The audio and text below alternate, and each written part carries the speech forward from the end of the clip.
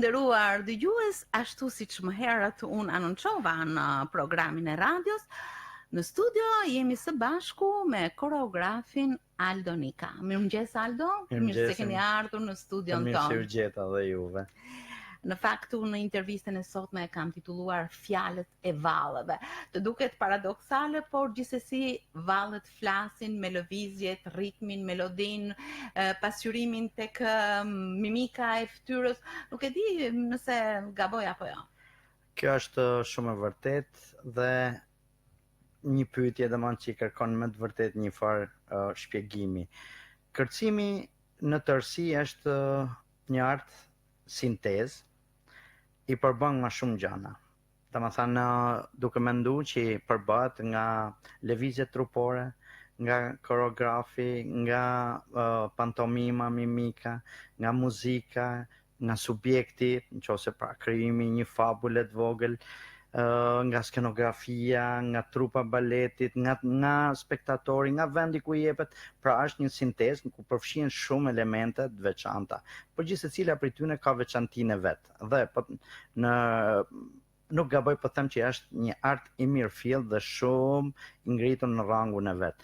Pse është gjua të folur me anë të lëvizjes? Nofta kërcimi është një ndër artet më të vështira në të kuptuarin, sepse nuk ka titra që ta lexosh, nuk ka fjalë të cilat munden me, domethënë, të shpjegojnë gjithë ngjarjen, por mi të tana janë lëvizjet, është muzika, është ndërvjellësia e trupit për ato të cilat plotësojnë dhe ndjekin njëra tjetrën që japin shpjegimin. Ma besoni që një dorë shtrime, bukur, nuk është thjesht një dorë, por tregon një ndjenjë të veçantë që mundesh t'i afrosh, t'i kërkosh diçka partnerit ose grupit ose diçka e tjetër.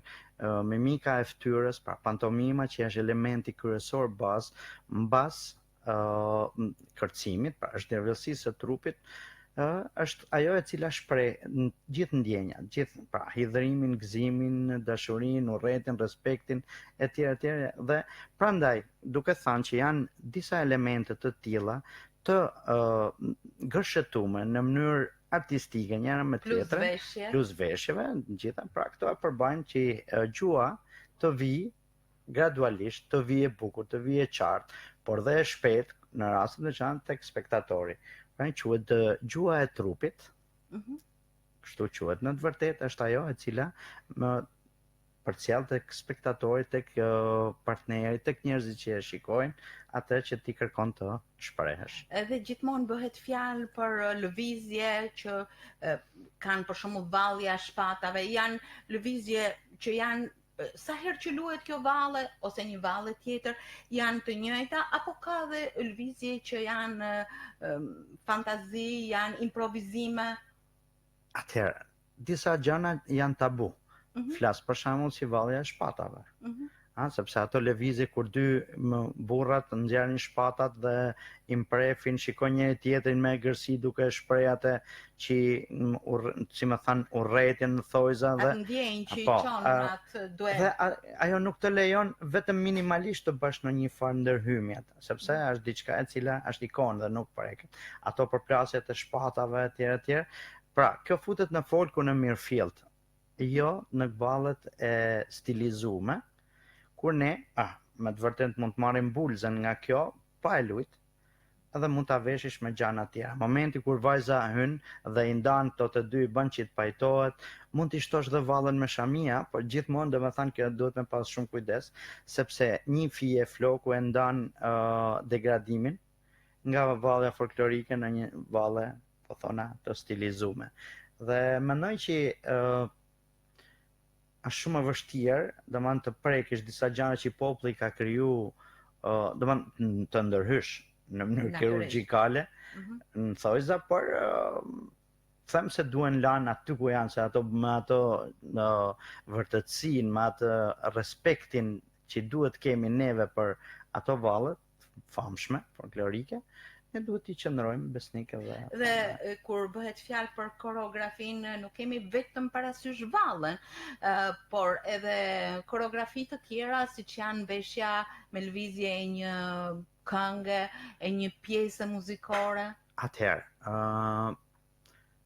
rastet e tilla, domethënë inskenimet e këngëve, që ju domethënë i shikojmë dhe i ndeshim shpesh, janë lëvizje të cilat e mbështesin ose justifikojnë në mënyrë të drejt për drejt ose dhe të tërthort atë që kënga bjen. Pra fabulën e Pra fabulën e saj. Përgjithsisht domethënë tash shoqërohen këngëtarë shoqërohen me lëvizje të thjeshta në studiot televizive, me lëvizje të cilat janë aq sa për të dhënë një tip kënaqësie në sy të shikuesve, domethënë dhe që ajo këngëtarja të ketë një forcë dhe mos ndihet vetëm, por të ketë një mbështetje nga mbrapa e cila domethënë e krijon edhe larmin, por në ka dhe raste të tilla që i mbulon sadopak dhe ndrojen edhe. Në fakt që herët kam qenë kurioze të di si shkruhet një koreografi, valle apo lëvizje koreografike, se për shembull një muzikant ka partiturën dhe notat muzikore dhe ajo literaturë mbetet aty me këtë e ka shkruar Mozart, e ka shkruar Beethoven ose një kompozitor i ri ose një kompozitor këngë. Piktori ka kavaletin, ka ngjyrat. Po vallja si transmetohet në literaturë dhe ju si koreograf si ja shpjegoni vallëtarëve? Shumë e drejtë. Atëherë unë personalisht kur nis të krijoj diçka të tillë bëj një skicë ide. Çfarë do thotë? Domethënë me shenja konvencionale e zam rrumullake, një rrumullak i vogël domethënë presupozoj se është vajza dhe një trekëndësh është djali. Dhe këto figura me anë të domethënë në flet, me shigjeta ose me disa tjera të shtume, unë bëj figurat që pra si një lëvizje shahu, krijoj figurat e mia në mendjen time. Për t'ju shpjeguar të tjerëve, atëherë unë vetë demonstroj, tregoj rrugën, lëvizjen dhe ato domethënë i ndjekin. Por kjo në rastin e një grupi që ka vite mi super kërcim, është shumë më e thjeshtë se sa në një grup tjetër që është më i ri. Lëvizjet janë një pikturë të cilën koreografi e ka në mendje dhe rrugët që duhet ndjekin, figurat, gërshëtimet, kryqëzimet, rrathet të gjitha dhe ai i shpjegon këto vallëtarëve me anë të lëvizjeve të tij, me anë të figurave të tij, gjithmonë duke pas parasysh dhe masat muzikore. Ju jeni vetë, domethënë keni kam studiuar për muzikë dhe e dini se masat muzikore që ne ndajmë me 8 mash, ose edhe në ato raste kur nuk është e përfunduar pra kuadratura, jo 8, por mund të jetë 6 masa ose të tilla ne i shkruajmë në letër kaq janë për pjesën e parë, për shembull moderaton, kaq janë për allegron, kaq janë për vivaçen, hyrjen ose dhe ashtu dhe duke i ndarë sipas lëvizjeve, sipas kohë, arrim që të krijojmë. Në fakt ka literaturë kërcimi, ta zëmë baleti Zhizel ose një balet tjetër, Liçeni i Mjelmave, ka literaturë që mund ta studiosh këtë kërcim? Atëherë, kjo është ndoshta pak kurioze. Për literatura janë veç dy, është libreti që është i shkruar, pra akti i parë kur Zhizel takohet të tjerë kur domethënë ka subjekti është i parashtruar me aktet parë, 2, 3 sa mund të ketë, domethënë çdo lloj baleti klasik në këtë rast, dhe literatura dihet dhe muzikore që është. Ndërsa literatura kërcimit jo, sepse janë të krijuar dhe janë tabu të prekësh. Flas. Pse? Sepse vite mas vitesh ato janë shfaq dhe rishfaq.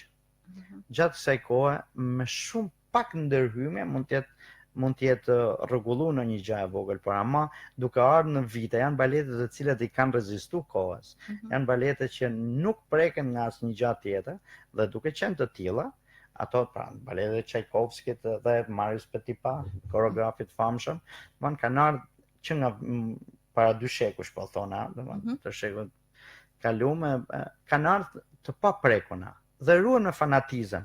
Pra, nëse një etyd apo një duet, minuet, çdo që të jetë, qoftë trupa të tjerë, çdo gjë është e saktë dhe nuk mundesh që ta lush. Mendoj të paktën edhe atëherë kur janë bërë intervenime, kanë qenë kaq të vogla saqë nuk kanë rënë sy, sepse ka një agresivitet nga të tjerët që nuk lejon që ty ta bash një gjatë Po, tjetër. le të kalojmë në rrafshin ton, në rrafshin e Shkodrës, e cila ka tradita të pafundme në shumë fusha, në fushat e artit natyrisht shumë tradita i përkasin, por të themi në hershmërinë Shkodra nuk e ka tradit vallen.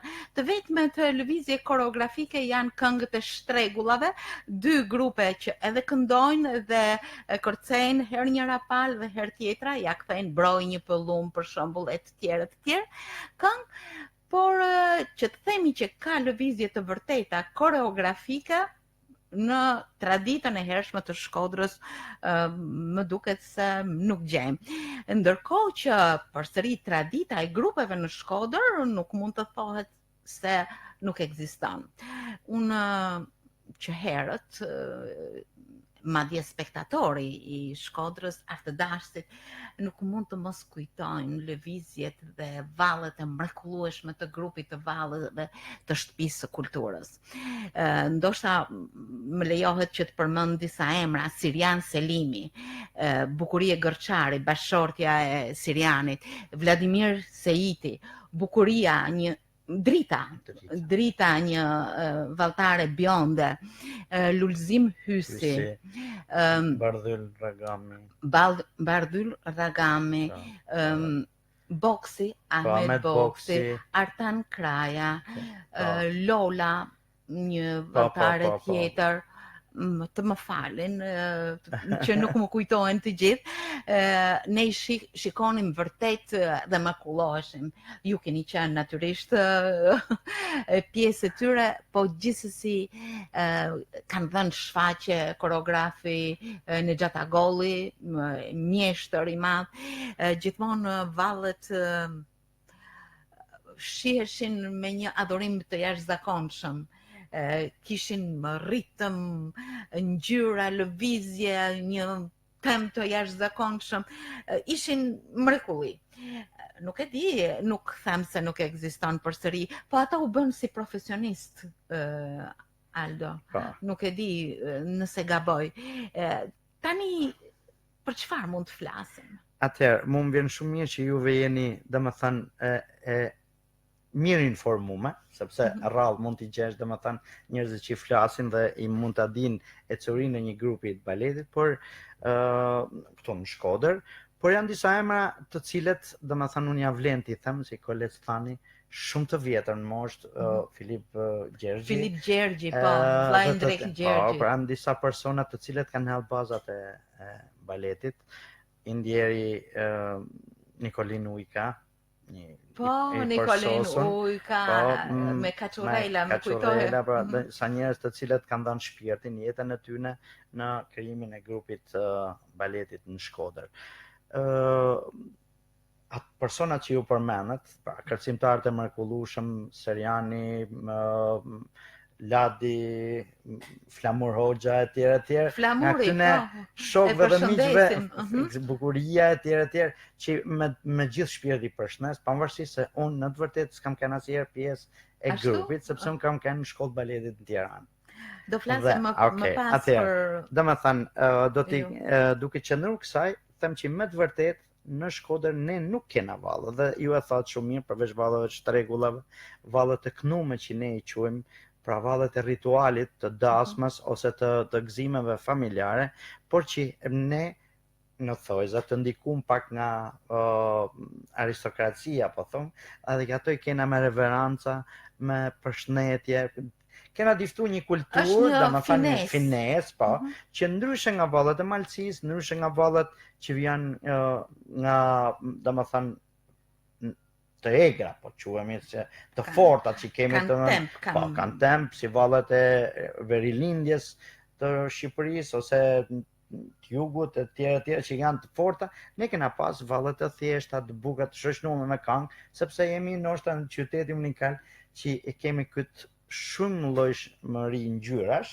pra domethënë kanë kostume, valle të tilla që dhe kanë bërë që të jetë ndoshta në më të vlerësumet, më të mira që munden me ekzistu. Më vjen keq që s'kena valle të mirëfillta, por dhe operojmë me këto që kemi ose ma sakt, domethënë duke huazu lëvizje, duke përshtat edhe valle nga veriu Po, etj. po. Ka qenë një grup i mrekullueshëm? Domethënë unë pavarësisht se isha nxënës në shkollë baleti dhe më vonë në Institut të Arteve për koreografi, i kam shiju shfaqjet e tyne, rrallë kam marrë pjesë në disa herë, për shembull në ato Po, takimet jeni më i ri, më i klasave vonshëm, punëtore, po. domethënë me to dhe pse jo mund të them domethënë shumë pak e kam një vedin artistikisht më naltë se sa ato, sepse disha lëvizje dhe baletit klasik, por ato ishin kërcimtar të jashtëzakonshëm, sepse kishin një bazë shumë të mirë edhe Çfarë ngjet sot me kërcimin, me grupet? Ju jeni koreografi i Qendrës Kulturore Pjetër Gaci, por veprimtaria juaj është akoma më e gjerë, merreni dhe me festivalet e fëmijëve, me grupet e fëmijëve. Cila është gjendja sot?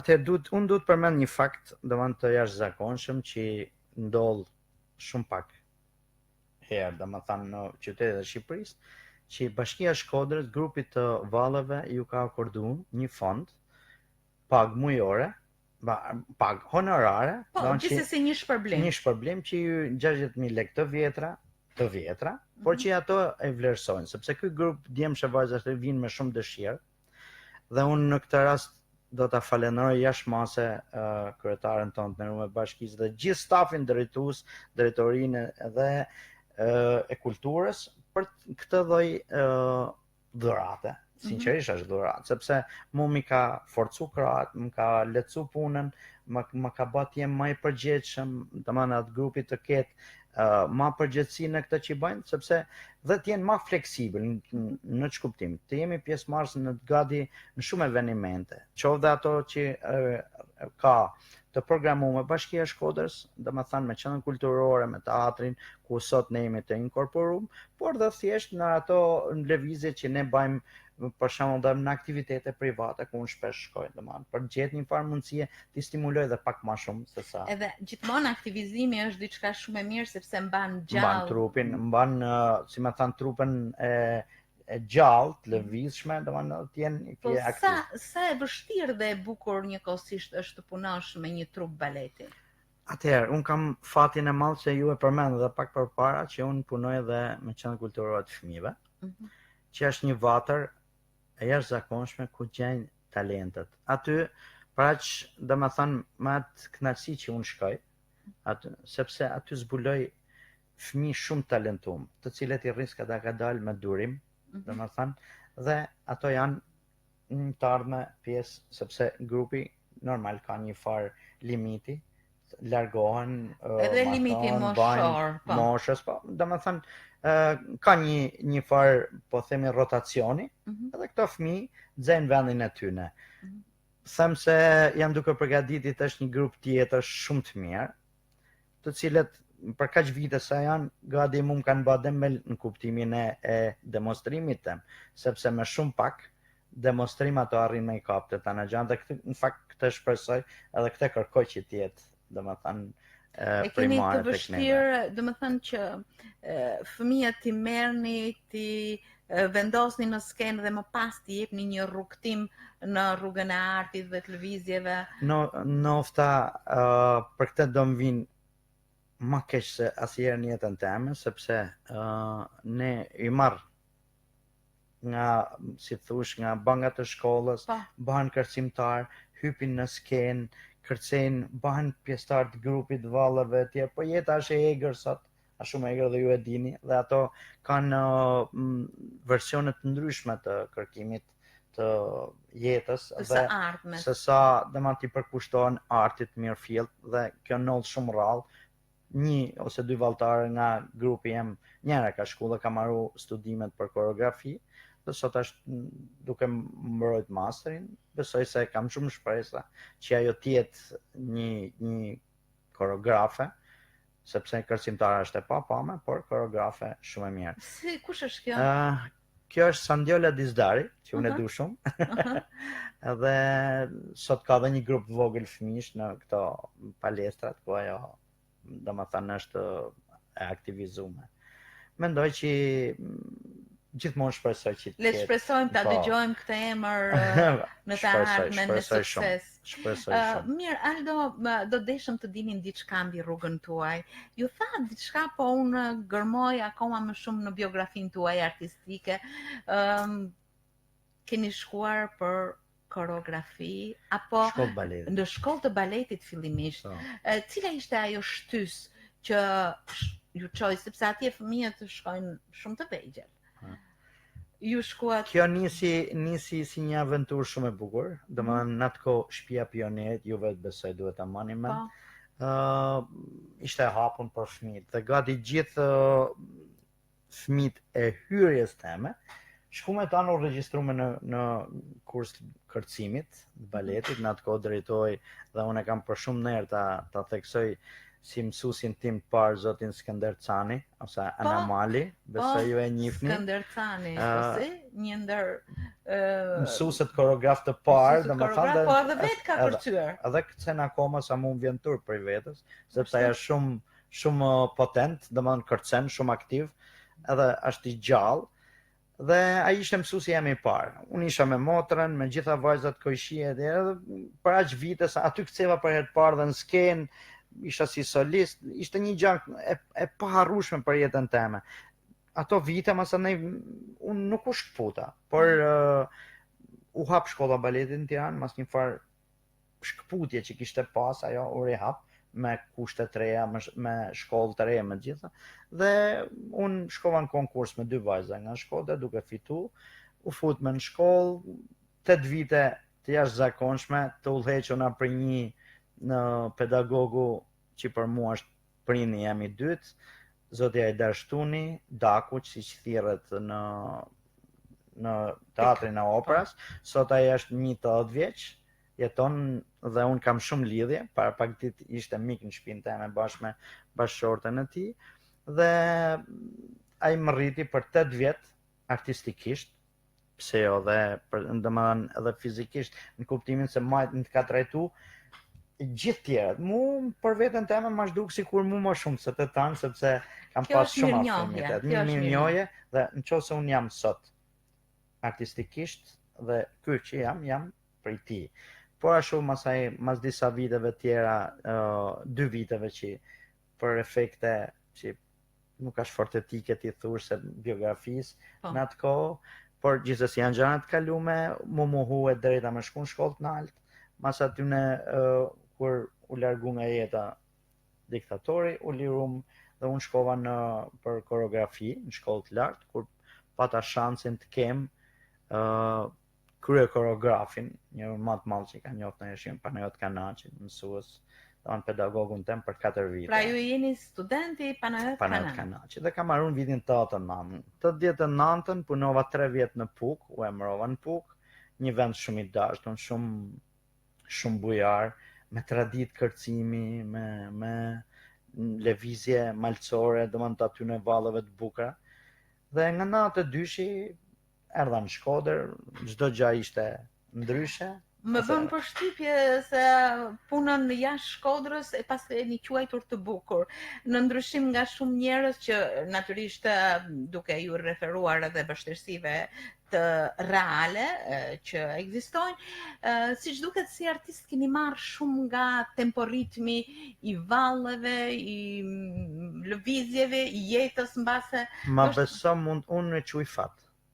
Që punova në 3 vjet në Puk, duke mësu disa gjana për tyne shumë të bukura, duke mësu vallet e tyne shumë të bukura, dhe ato më kanë shoqëruar gjatë gjithë jetës time artistike. Me çfarë po merreni aktualisht? Aktualisht ne jemi në fazë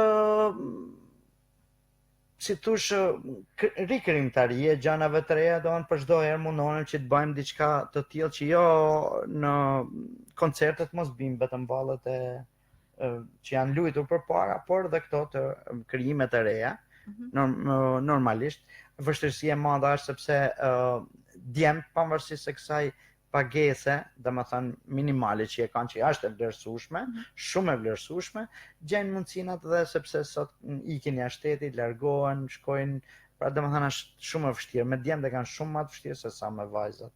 Unë po punoj, t'jem i gatshëm, fleksibël në për çdo eveniment që organizon qyteti jon, bashkia, teatri Migjeni, ku sot e ndërrumja Rita Gjeka më ka afru dhe sallën ku mund të punoj, sepse kena pas disa devijime të vogla duke punu. Në organizim. Jo, po, në organizim është për mirë, por të puna, të qendra kulturore, ku këtu e dini ndodhet, këtu për Mikonsin, edhe aty po ndodh një farë një farë rindërtimin i gjithë strukturës, por domethënë salla ime është zvogëluar dhe është dëmtuar derisa të riparohet krejt. Unë jam duke punu herë në teatr, herë të Kujti Malia. Nuk po zbulojmë më shumë sepse presim të zbulojmë në suksesin e skenës. Faleminderit. Ishte shumë kënaqësi që komunikuam së bashku sot, shpresoj që të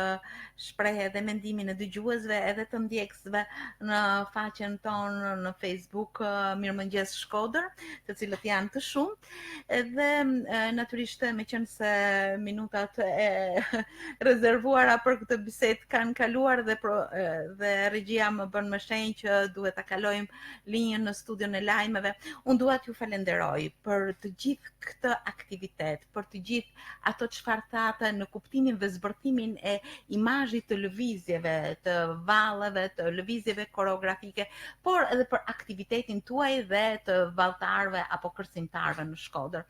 Do dëshiroja suksese gjithmonë në të gjitha ato objektiva që ju I keni vënë vetes, në të gjitha të punë që ju bëni me grupet e ndryshme të moshave duke I përcjellë në rrugën e skenës. Faleminderit. Faleminderit dhe juve, ma bat bisedën e këndshme, shumë miqësore, jo thjesht një intervistuesi. Ishte shumë kënaqësi. Faleminderit edhe për ju.